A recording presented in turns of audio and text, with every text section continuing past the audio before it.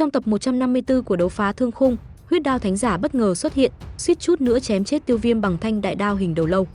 Tiêu Viêm lập tức kích hoạt thiên hỏa tam huyền biến, khi tộc văn hiện ra trên người, huyết đao thánh giả liền bị dọa sợ mà rút lui. Sau đó, Tiêu Viêm và Huân Nhi tiến vào tầng 2 của thiên mộ, nơi họ gặp phải một cơn bão năng lượng cực mạnh.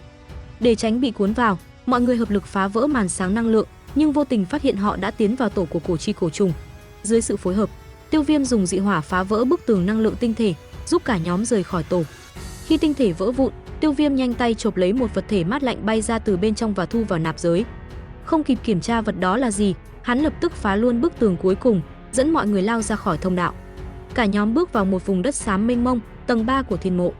Tại đây, tuy không có sương mù năng lượng dày đặc, nhưng khi đặt chân xuống đất, năng lượng tinh thuần tràn vào cơ thể, khiến ai nấy đều vui mừng khôn xiết. Tầng 3 vượt xa 2 tầng trước, dù không có hạch tâm năng lượng thì việc tu luyện tại đây cũng rất có giá trị. Nhưng khi mọi người còn chưa hết vui mừng, một màn sáng khổng lồ sau lưng bất ngờ phát ra tiếng ù ù dữ dội. Từ thông đạo tinh thể bị phá trước đó, một làn sóng trắng xóa trào ra, mang theo tiếng nổ lớn. Đó chính là cổ chi cổ trùng. Tuy nhiên, vừa thoát ra khỏi bức tường năng lượng, chúng lập tức hóa thành bột trắng trong không trung, như bị một sức mạnh thần bí ngăn cản. Từng đợt cổ trùng lao đầu tự sát, bột trắng tích tụ thành từng đống nhỏ. Tiêu Viêm nghi ngờ hiện tượng kỳ lạ này liên quan đến vật mà hắn lấy được. Sau 10 phút, cổ trùng không còn tràn ra nữa. Tiêu Viêm phát hiện hai người hồn nhai và hồn lệ đã lợi dụng hỗn loạn để trốn thoát. Ngay sau đó, các tộc Viêm, tộc Thạch, tộc Lôi và Dược Tinh Cực cũng lần lượt cáo từ, chỉ còn nhóm Tiêu Viêm ở lại. Khi được hỏi về kế hoạch tiếp theo, Tiêu Viêm và Huân Nhi cho biết muốn đến mộ phủ của Tiêu Huyền, nhưng nơi đó vô cùng nguy hiểm, có thể gặp năng lượng thể cấp bát tinh, cửu tinh, thậm chí cường giả cấp đấu thánh. Dù vậy, Tiêu Viêm vẫn kiên định. Ba người Cổ Chân, Cổ Hoa, Cổ Hình tuyên bố sẽ bảo vệ Huân Nhi, quyết định đồng hành. Cổ Thanh Dương dù lo lắng nhưng cuối cùng cũng đồng ý. Nhóm bắt đầu hành trình thám hiểm tầng 3 thiên mộ. Ở một nơi xa, hai người hồn tộc đã thoát thân, lặng lẽ xuất hiện trở lại. Hồn lệ báo cáo nhóm Tiêu Viêm có cả Cổ Thanh Dương đồng hành. Hồn nhai lạnh lùng thốt lên, lần sau gặp lại, nhất định sẽ lấy mạng Tiêu Viêm. Trên vùng đất xám cho của tầng 3, sương năng lượng trôi lững lờ trong không khí tĩnh lặng.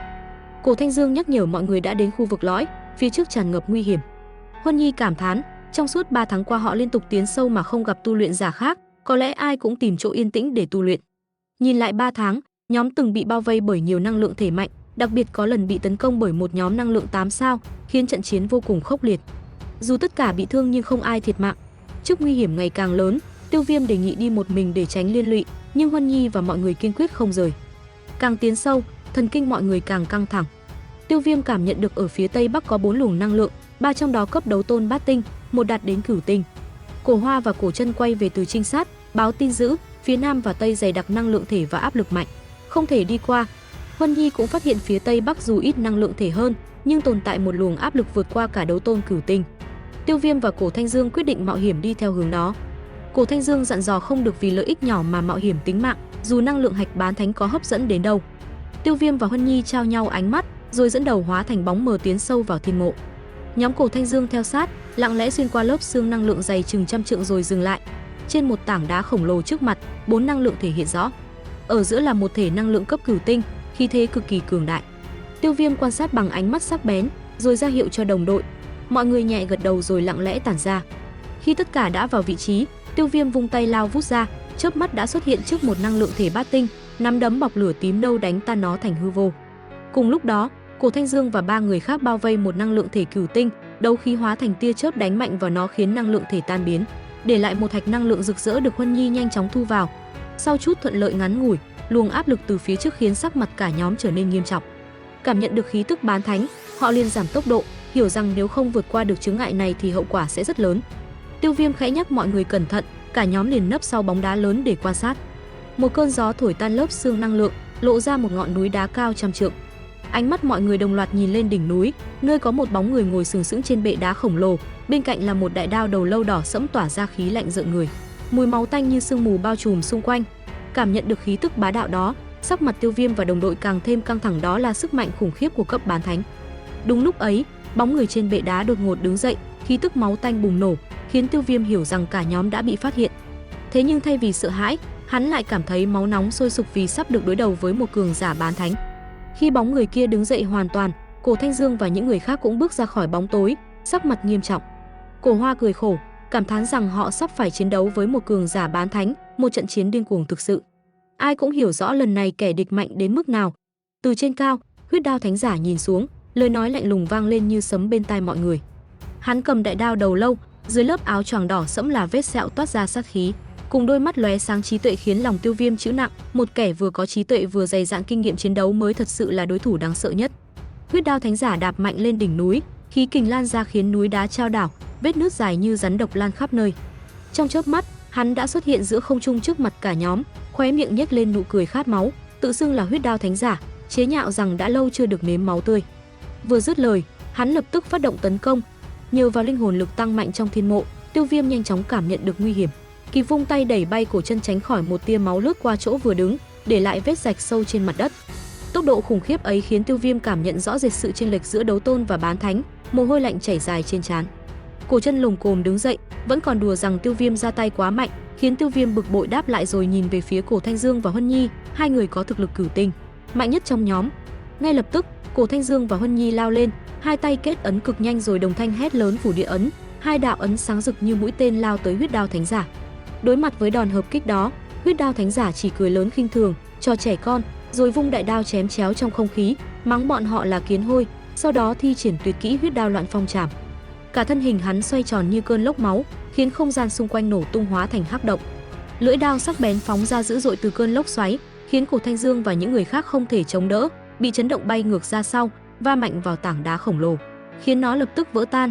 Huyết Đao Thánh Giả sau khi giải quyết xong những người khác liền chuyển ánh mắt khóa chặt vào Tiêu Viêm đang ẩn nấp. Y lạnh lùng cười rồi lao tới cực nhanh, khiến sắc mặt Tiêu Viêm lập tức biến đổi. Ngay khoảnh khắc Huyết Đao Thánh Giả áp sát, Tiêu Viêm liên tiếp thi triển 3 tầng đại chiêu Thiên Hỏa Tam Huyền Biến, đấu khí trong cơ thể bùng nổ dữ dội. Khi đại đao đầu quỷ sắp chém trúng đầu Tiêu Viêm, thế đao đột ngột dừng lại. Huyết Đao Thánh Giả nhìn chằm chằm vào ấn đường Tiêu Viêm, trong mắt lộ vẻ kinh hãi, kinh hô: "Tộc văn của Tiêu tộc, ngươi là người của Tiêu tộc ư?" Thanh đại đao đẫm máu của hắn lập tức dừng lại cách đầu Tiêu Viêm chỉ nửa thước. Hắn nhìn trán Tiêu Viêm với ánh mắt đầy sợ hãi, giọng run lên. Tiêu Viêm cũng bất giác dừng thi triển Đại Thiên Tạo Hóa Trường, nhíu mày, lùi lại cảnh giác hỏi: "Sao ngươi biết?"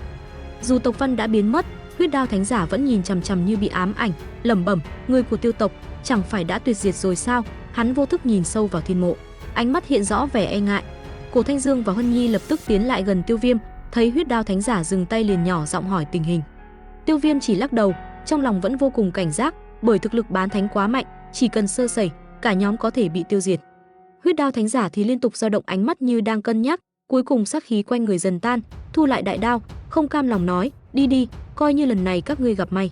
Hắn còn chỉ đường, bảo họ đi theo khe đá bên tây để tránh trở ngại và đến thẳng đích. Cả nhóm sững người, không hiểu vì sao hắn lại thay đổi thái độ, nhưng vẫn cảm ơn, lùi dần với đấu khí hộ thể. Khi đã cách xa hơn 100 mét và xác nhận Huyết Đao Thánh Giả không có hành động gì khác, họ mới thở phào và vội vã rời đi. Nhìn theo bóng họ khuất dần, Huyết Đao Thánh Giả bĩu môi, lại nhìn sâu vào thiên mộ, như đang tính toán điều gì để mưu cầu lợi ích. Trên vùng đất đầy xương năng lượng, mọi người tăng tốc hành trình. Cổ Hoa quay đầu lại, nghi hoặc về thái độ kỳ lạ của Huyết Đao Thánh Giả. Tiêu Viêm giải thích rằng đối phương có lẽ nhận ra thân phận Tiêu tộc của hắn. Cổ Thanh Dương cười, nói mỗi lần Tiêu Viêm bộc phát khí tức, tộc văn hiện trên trán, với kiến thức của một cường giả như Huyết Đao Thánh Giả thì dễ dàng nhận ra. Tiêu Viêm nghe vậy thì sững sờ, hoàn toàn không biết mình có tộc văn.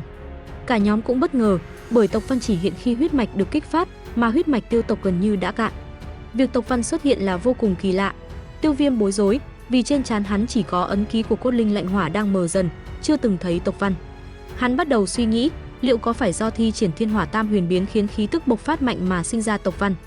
Nhưng nếu vậy, tại sao Huyết Đao Thánh Giả lại thu tay? Huân Nhi chợt nói ra một cái tên quan trọng, Tiêu Huyền. Nàng đoán rằng trong thiên mộ có thể còn tồn tại linh trí của Tiêu Huyền, một cường giả đấu thánh đỉnh phong, nên Huyết Đao Thánh Giả mới sợ hãi như vậy. Cổ Thanh Dương và mọi người kinh ngạc, còn Tiêu Viêm thì bình tĩnh bên ngoài nhưng trong lòng dậy sóng. Đầy nghi vấn, hắn quyết định tăng tốc hành trình, mọi người bám sát theo. Trên đường đi, họ men theo lộ tuyến Huyết Đao Thánh Giả chỉ dẫn, càng vào sâu, năng lượng thể càng mạnh, thậm chí vượt cả Huyết Đao Thánh Giả. May mắn là đi trong khe đá nên tránh được phát hiện. Khi đến khu vực đầy đá tảng, Cổ Thanh Dương xác nhận họ đã vào sâu nhất thiên mộ. Cổ Hoa cảm thán, ngay cả năng lượng thể cấp cửu tinh cũng chỉ là hộ vệ nơi này, cho thấy sự khủng khiếp của vùng đất này. Huân Nhi báo nếu đi nhanh, họ sẽ sớm đến mộ phủ của Tiêu Huyền như ghi trong cổ tịch. Biết rõ nơi đó vô cùng nguy hiểm, Tiêu Viêm thúc giục cả nhóm tăng tốc. Nhưng bất ngờ từ phía trước vang lên tiếng xé gió, Hồn Nhai và Hồn Lệ hiện thân trên tảng đá lớn với ánh mắt chế giễu. Cổ Hoa liền mỉa mai, nhưng Tiêu Viêm cảm thấy bất ổn, bởi hai kẻ này luôn ẩn nấp, nay đột ngột xuất hiện chắc chắn có âm mưu. Quả nhiên, sau khi hồn nhai và hồn lệ lui lại, hai lão giả áo xám, mặt âm trầm xuất hiện như u linh. Cảm nhận được khí tức từ hai người này, cả nhóm lập tức nâng cao cảnh giác. Một ý nghĩ đáng sợ lóe lên trong đầu họ, hai người này là cường giả đấu thánh. Vậy là toàn bộ video đến đây là hết rồi. Nếu bạn cảm thấy video này hay, hãy nhớ nhấn thích và đăng ký kênh. Đừng quên bật chuông thông báo để không bỏ lỡ video mới nhất nhé. Hẹn gặp lại trong những video tiếp theo. Tạm biệt.